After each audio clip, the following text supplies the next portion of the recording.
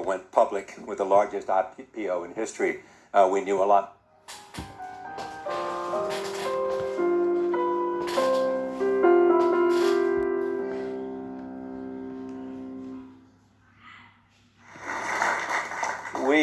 We've all become. We've all become Very cognizant of Jack very cognizant of Jack and his story. and his story. And when Alibaba went public with the largest IPO in history, we knew a lot more about him. So I want to talk about his personal story. I want to talk about how many times he tried and failed, and what kept him going. and what kept him going. About where he is today. I want to talk about And how where is he today he got and how he got here. here. Begin with this question. I'll begin with So, Jack, this question. Why are you Back at Davos. back at Davos? It's a long break. It's been a long break. For 7 years, For 7 years, I think my last trip here was in year 2008. But But I was coming for the year 2001 for the young for the young global leader for the tomorrow.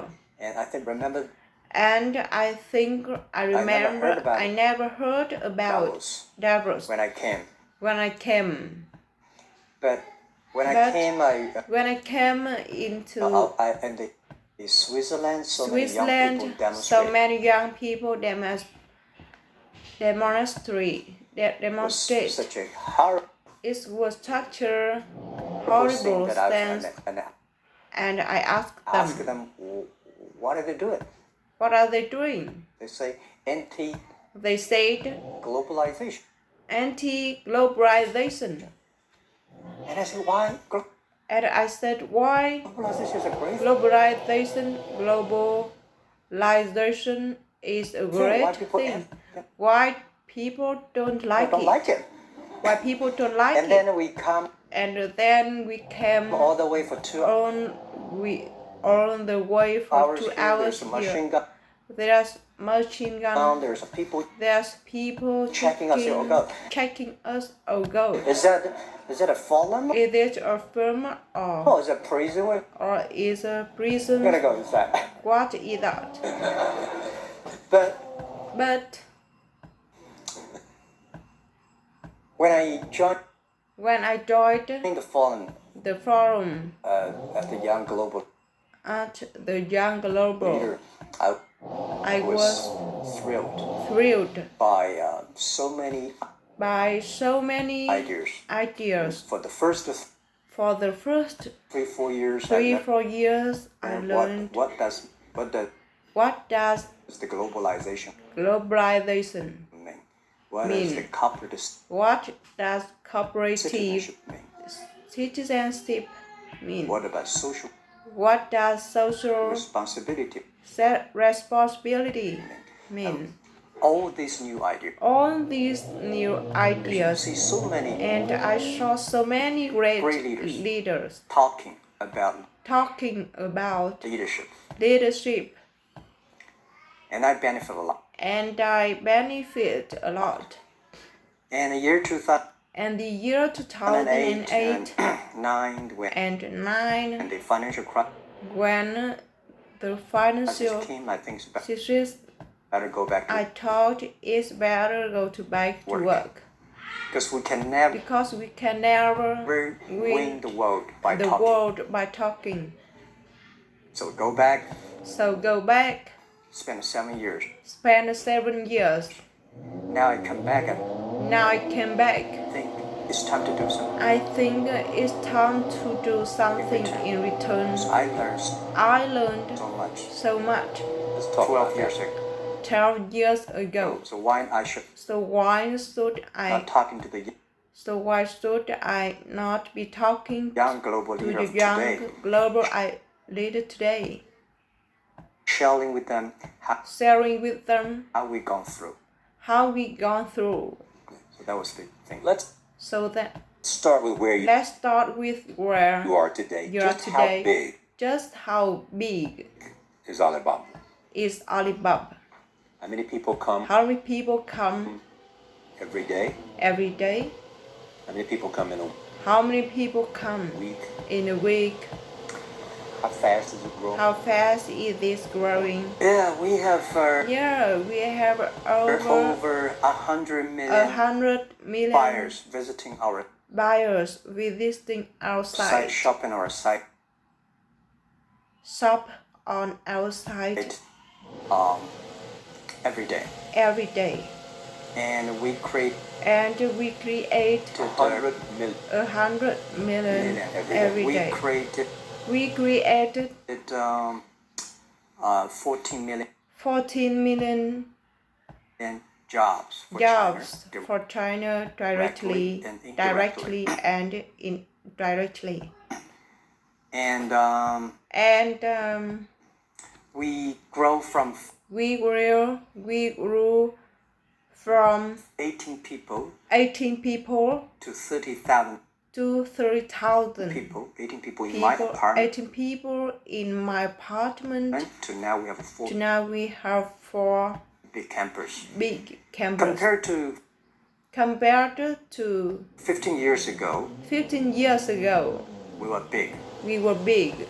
But compared to 15 years later, we're still a baby. How big will you be? How big will you be 15 years from now? 15 years from now. I think 15 years ago, I told my team that 15 years in the past 15 years we grow from nothing to this size. And 15 years later, I want people to see and know about Alibaba, because it's already everywhere. I want 15 years ago, when we talk about what is e-commerce, why small business can use e-commerce, the internet, can do business across the nation.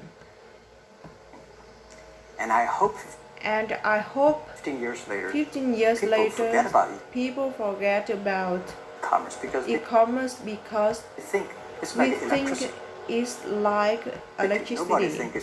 Nobody thinks high-tech today. It is a high-tech today.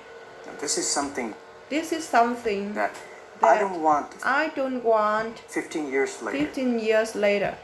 We still work on the street talking about why and how e-commerce can help people. You tried to get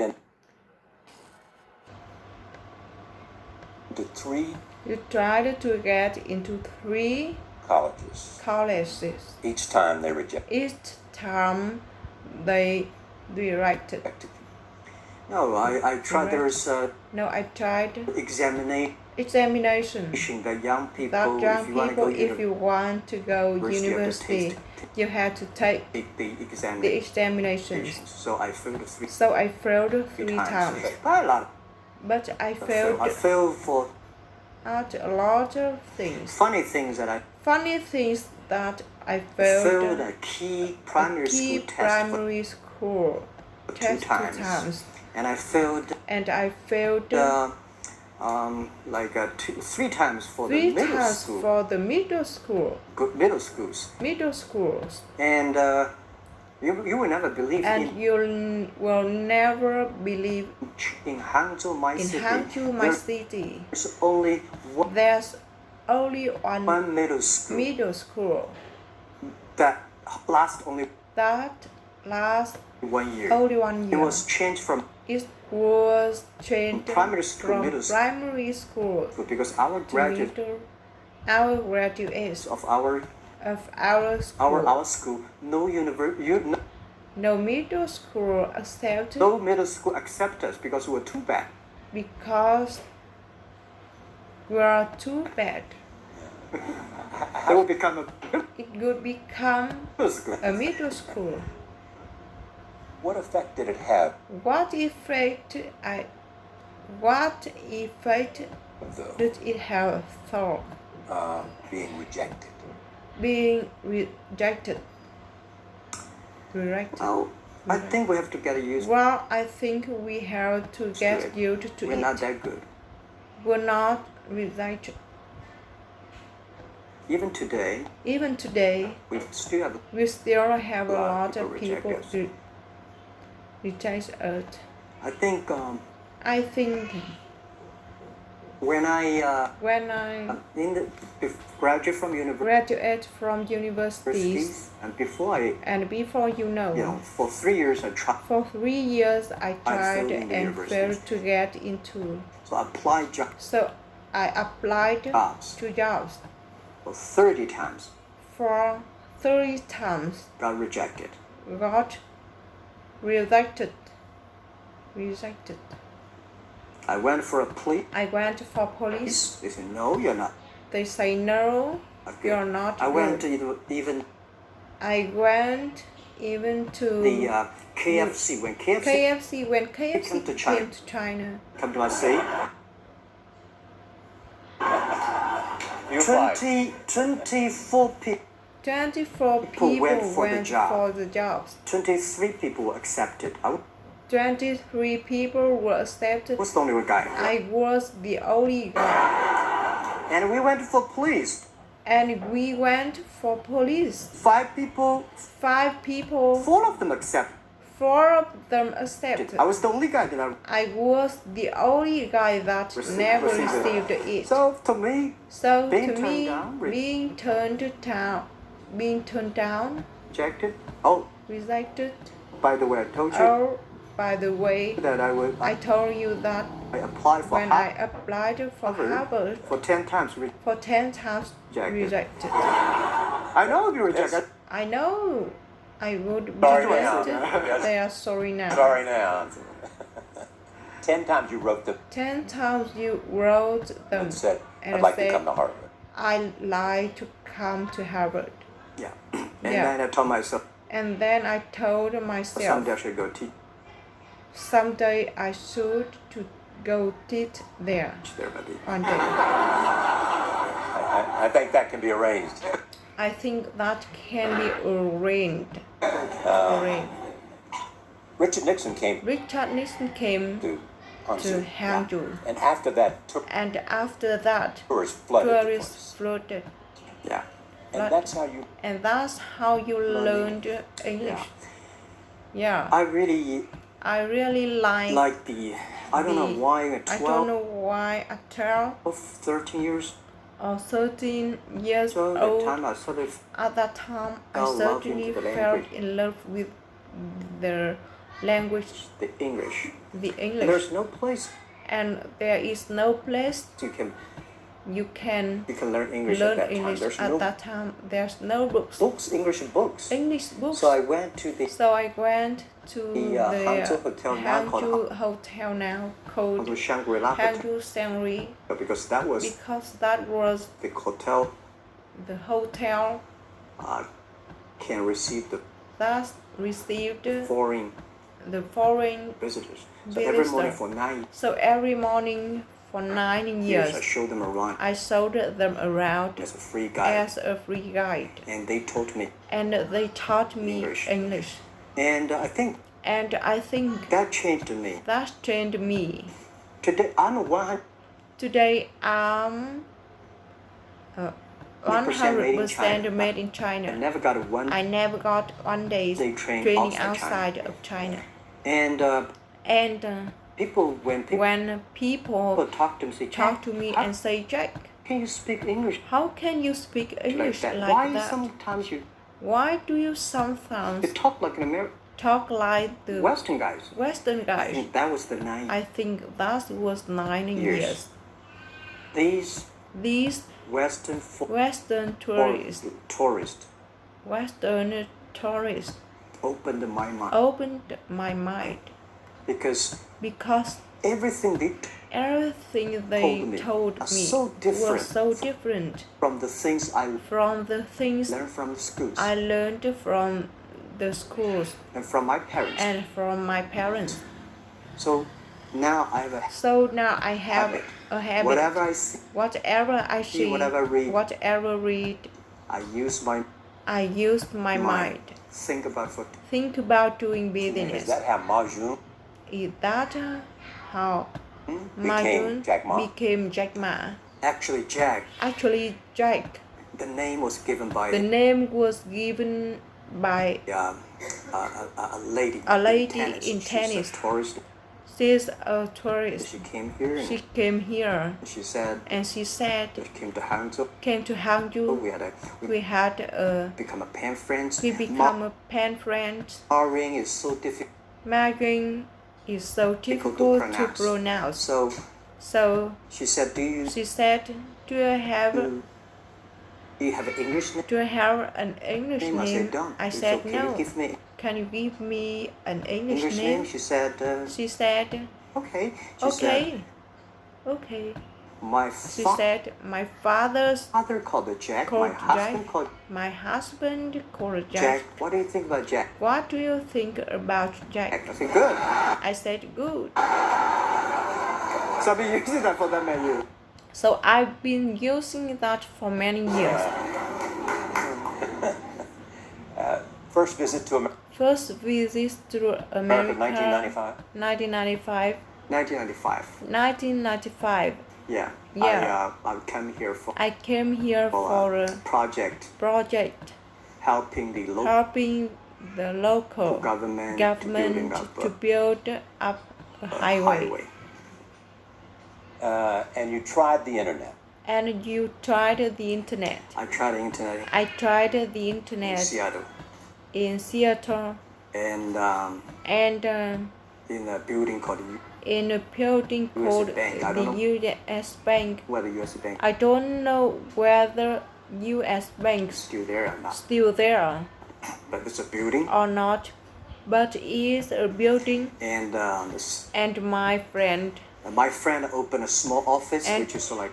And my friend opened a small office, which is like 10% bigger. 10% bigger than this room. And there are a lot of computers in there. And he said, Jack, this is internet. I asked. And I asked, what is internet? What is the internet? He said, search whatever you want. Search whatever you want. Other time they used mosaics. Very slow. And I said, I don't want to type. Because computers is so expensive in China. If I destroy it, I cannot pay. I cannot pay. He said, just search. He said, just search it. So I searched. The first word. The beer. I don't know why. It's easy to spell. Because it's easy to spell. And I see. Beers from Germany. Beers from Germany. Beers from US. Beers from USA. Beers from Japan. But there's no beer from China. But there's no beer from China. Okay. And I type the second word China. No data. No data. Nothing. Nothing. And I said Nothing. 1995. 1995. No data about China. About China. So I talked to my friend. Why not make some? Why don't I make something about China?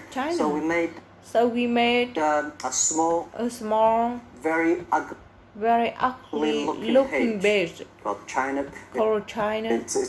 It's about. It's something like that. It's something like that. I did a It's something like I did translation agency with a translation listed on that agency, and it was so shocking. We launched it at at 9:40 in the morning. 12:30. I got a phone call. From my friend who said, Jack, you know you got 5 emails. So what is email? I said, what is email? And they said, and he said, these are the things. Where are you? This is the first time I see a Chinese website on that.